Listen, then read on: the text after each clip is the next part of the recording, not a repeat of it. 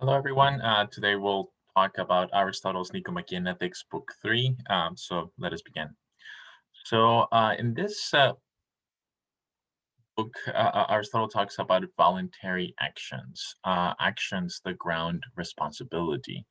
And sometimes we use the word responsibility to mean, oh, the person is a very responsible person, right? When we say those things, we mean to be praising someone. We mean to be saying something like, they're sensitive to the responsibilities and or their duties, and they comply with them. They do the right thing, right? So sometimes we use the word responsibility to mean someone is praiseworthy, someone is a good person, they're virtuous, right? It's a way of praising them.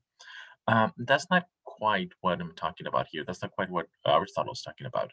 What Aristotle's talking about is perhaps best translated as something like accountability. Someone's accountable for their actions, and that means that they can be blamed or praised, punished, and rewarded. That their actions count as actions of moral agency. They are responsible for the consequences of their action. Right? That means that they're good or bad, not necessarily good. So, what is this thing? What is this voluntariness that grounds or explains the fact that humans are responsible for their actions? That is the question of this chapter.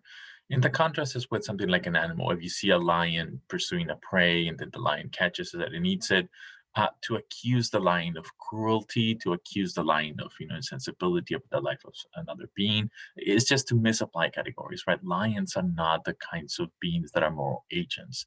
Their actions are not voluntary, and therefore they're not responsible for their actions. Something entirely different is happening if you see a person pursuing another person and stabbing them and eating them, right? The same kind of activities that a lion would. Now the categories of voluntariness and responsibility are applicable. The person should know better, right? They're responsible for their actions because they're voluntary, Aristotle claims. It is that notion what distinguishes the person as a moral agent with the lion who engages in very similar activities. What is the distinction here? That's what we're talking about. And of course, that's what builds virtue and ultimately the good life. So here's what Aristotle says. He begins by looking at cases that are not voluntary or involuntary. Now, what is involuntary seems to be what comes about by force or coercion or because of ignorance. So Aristotle points out that there are two clear cases in which someone does not act voluntarily or acts involuntarily. They do something, no, there's an action that comes about, but it's not a voluntary action. And let's begin with force or coercion. Suppose that you're my student and you take one of my classes, you take one of my exams, and I give you a failing grade or a D or something. You're not happy with that at all.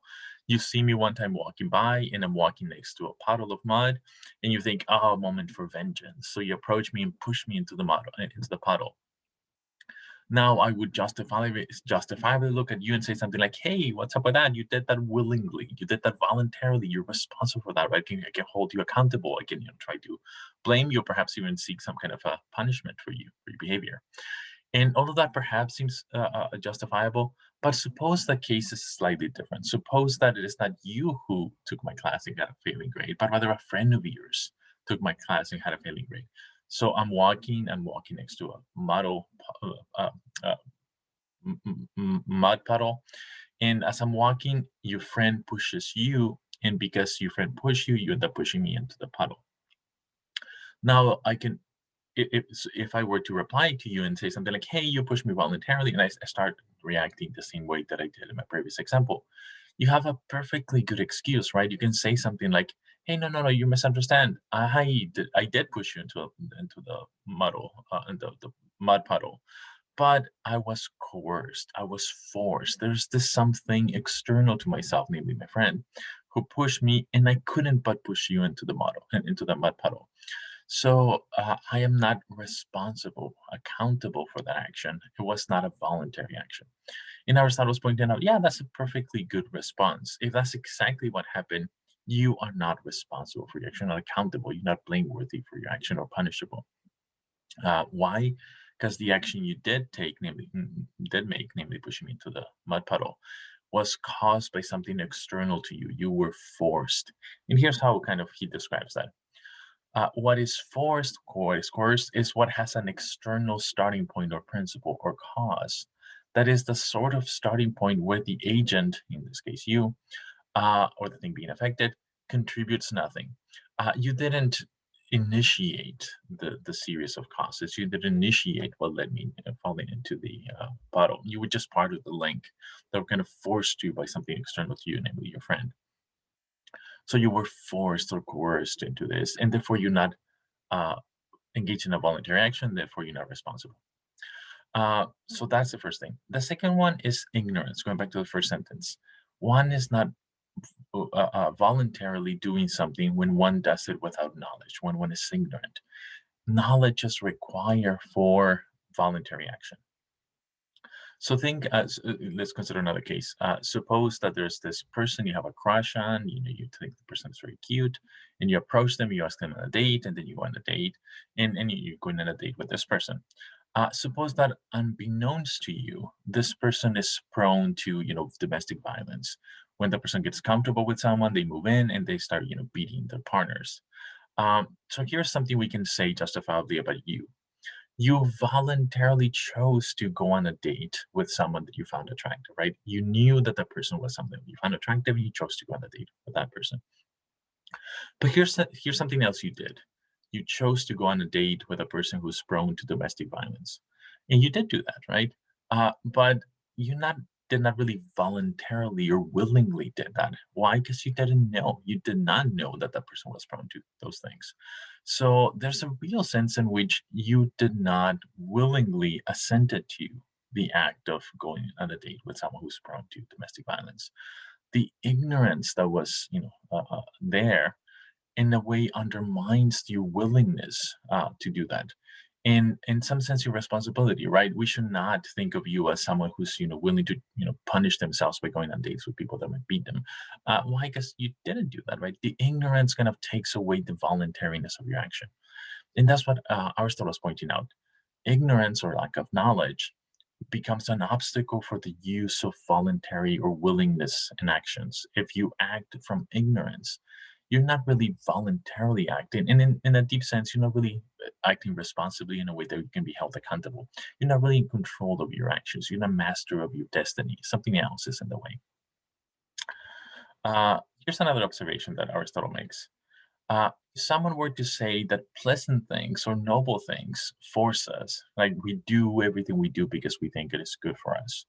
Uh, in the thing that, the end goal of our action is something external to us, right? We pursue a degree because we think a career is valuable and good for us.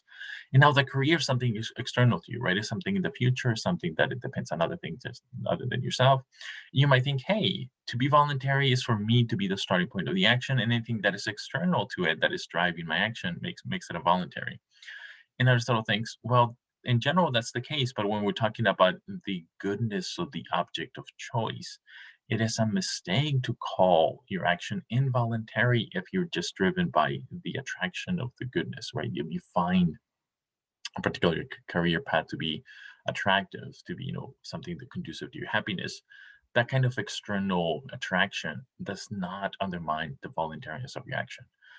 It is more like the pushing example that does. That's not really in a case of force. And that's his point here. So here's his basic account, and we kind of gotten already. Because what is involuntary consists then of what comes about by force, external force, and because of ignorance, you didn't know.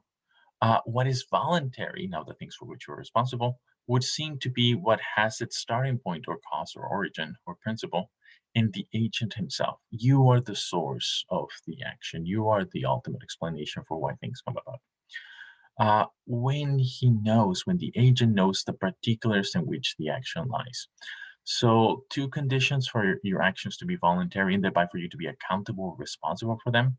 One, you were not really pushed or forced by something external to you. You're the source or origin of your actions, right? You're the one that explains why you did what you did. And two, you're guided by knowledge. You're not mistaken about things. You're not in ignorance about crucial considerations relevant to the action, like whether or not the person you're asking on a date is prone to beating domestic partners. That you are not ignorant, in other words, that you do know the particularities of the action, is a necessary condition for you to be kind of in control of over your action and for your action to be voluntary in the way that you're responsible for it. So it's a very kind of insightful account of the nature of voluntariness that grounds responsibility or accountability. And that's the basic sketch. Here's a particular instance of the basic sketch, though the cases of wrongdoing or sinfulness. So here's a question: why do people sin? Why do people do wrong things? And here's the account that Aristotle gives us. Why do people do the wrong thing? Well, quote, now every depraved person or vicious person is ignorant of the things they should do and the things that should abstain from. And it is because of this sort of error, cognitive error in belief, that unjust people and bad people generally come about. So Aristotle's claiming that what explains sinful or wrongful behavior is ignorance. You do the wrong thing because you do not understand that it is the wrong thing. And at first sight, you might be tempted to think like this has to be wrong. I mean, this is the first thing I think that Aristotle says that at first sight you might think, no, no, that can be right. That seems mistaken. Almost everything Aristotle says, when he says that you think like, oh, that seems attractive, that seems right, that's an insightful thing. This is, I think, the first thing that he says that might be a source for you to be kind of uncomfortable and think, no, no, something went wrong. What makes people vicious is that they know better and they do the wrong thing anyway, right? You might think that. But let's think about it, says Aristotle. Let's look at a couple of examples. So these are my examples. Suppose, consider a student, an undergraduate student that plagiarizes work, that cheats on exams, and so on. Uh, why do they do it? Well, why do anyone? Why do people do what they do? Ultimately, because they think it's good for them, right? The student who plagiarizes or cheats an exam plagiarizes or cheats because they think it's the easy way. They think that they will get the good grade without putting a lot of effort. But crucially, they think that that would be good for them, right? They have two alternatives. They put a lot of work. They put they dedicate time to study and so on, and then they get a good grade. Or they take the easy route of just cheating, and then they think they get the easy grade. And then when they look at those alternatives, they think, oh, it would be better for me if I take the cheap, easy route because I would get the grade and then I'll have more time to hang out with my friends or watch TV or whatever it is that I can use that time to do something else that I like, right? So the cheating students reasons exactly that way. It would be better for me if I take this route. And arguably, that's exactly what happens. Or here's another. I mean, there's nothing peculiar about this example. Here's another more serious, well, equally serious example. Well, more serious. A spouse that cheats on the spouse. What is the cheating spouse thinking? Well, if I'm faithful to my spouse, the quantity of sexual pleasure that I'll get will be diminished because it's only the one partner. But hey, if I have, adulterous activities, if I engage in affairs, if I cheat on my spouse, more sexual partners, more sexual acts, more pleasure. And it would be better for me to have more pleasure, right? It'll be better off in terms of the quantity of pleasure, and so on. And Aristotle thinks that is what happens every time one does the wrong thing. One mistakenly thinks that that is what is good for us. So we all do what we do because we think it's good for us. I think this is going to be conducive to our happiness. But here's Aristotle's important observation. Many times we're mistaken. What is truly good for us is to flourish as individuals. To flourish as individuals is to do the activities distinctive of humanity to do as well. What are those activities? Intellectual, moral, and artistic kind of activities. The virtues are the excellences of those activities. So to flourish is to grow in those virtues, intellectual, artistic, and moral. In all of the activities distinct of humanity, those are kind of the main ones. So that's what is truly good for us. So let's go back to the student example. When the student thinks, hey, the easy route will get the grade and I have more time to hang with my friends, that's good for me. Aristotle is going to point out the student is mistaken. What is good for the student in this case is knowledge, is learning, is intellectual formation, is intellectual growth. He would be better off, she would be better off by putting the work and actually learning the material and actually growing intellectually. The student will become a better kind of a person, and it would be better for the student in the long run because it will be more intelligent, more knowledgeable, and so on. So the student is making a mistake about what is good for them. And likewise for the spouse thinks that greater quantity of sexual pleasure would be better for them. But Aristotle would argue that they're mistaken. What is good for them is to build good, solid, intimate relationships with a spouse, and that's hard to do when you're cheating, right? That's not going to work out well. So this cheating spouse is making the conceptual mistake of thinking that what is good for them is greater quantity of pleasure, instead of a more solid, stable, intimate, fulfilling relationship with the spouse. And likewise for all of the cases, this is not just about cheating students or spouses. Every time one does something wrong, Aristotle thinks, it is because the agent mistakenly construes what is good for them. What is good for them is individual flourishing, which is growing in the virtues. What is bad for them is other things. And typically, the agent thinks that something else will be better than the virtues, and they just make a mistake there. So the bottom line, the kind of the main point is that Aristotle thinks that all cases of wrongfulness or sinfulness ultimately depend upon some mistake, cognitive mistake, some error that the agent does. All cases of sinfulness and wrongfulness come from ignorance, lack of knowledge, or mistakes. This raises a question. This raises a trouble. Aristotle thinks that we are responsible or accountable for voluntary actions, right? That's what makes us distinguish us from the lions and so on. That's why we're accountable for our actions.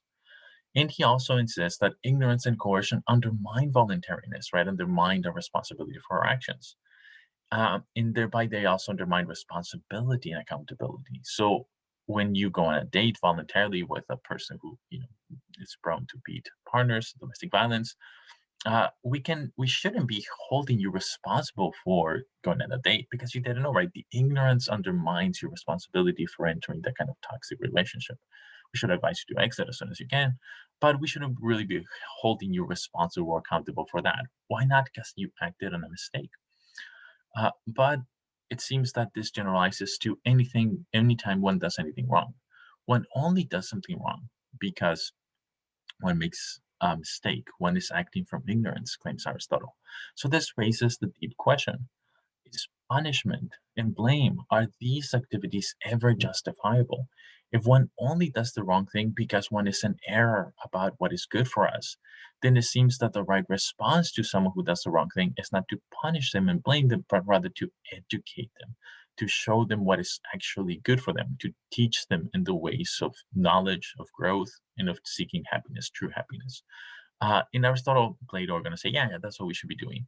So it will be hard to justify practices of punishment, especially serious punishment, and blame, given this understanding of the nature of voluntariness and in what it is to do the wrong thing.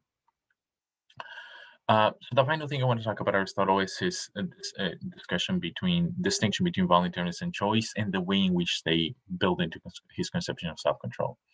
So sum up, I mean, this is just kind of reminding of what has been said so far, because what is involuntary consistent of what comes about by force or because of ignorance. What is voluntary would seem to be what it has a starting point in the agent himself when he knows the particulars in which the action lies. Voluntary actions are the ones that one takes when one is the origin and of the action and when one knows what one is doing. Uh, Choice, however, it's not going to be the same thing as voluntariness. Aristotle is going to make a distinction between freedom and willingness or voluntariness. Deliberate choice is apparently something voluntary, so falls within the category voluntary, although it's not the same thing as voluntary. Voluntary actions extend more broadly. For one to choose legitimately, says Aristotle, one must deliberate. That's why it's deliberate choice. Every time you act with knowledge, you're acting voluntarily.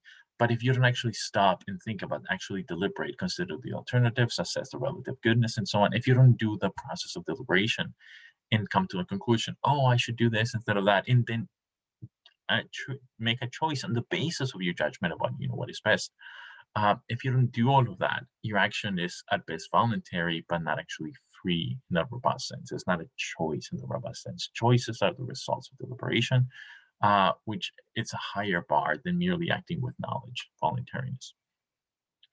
Uh, Now that we have choices, the result of deliberation, he makes a cool distinction that is worth keeping in mind.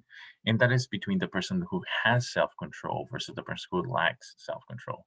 So a person who lacks self-control acts from appetite, from desire, from emotion, raw emotion, but not from deliberate choice.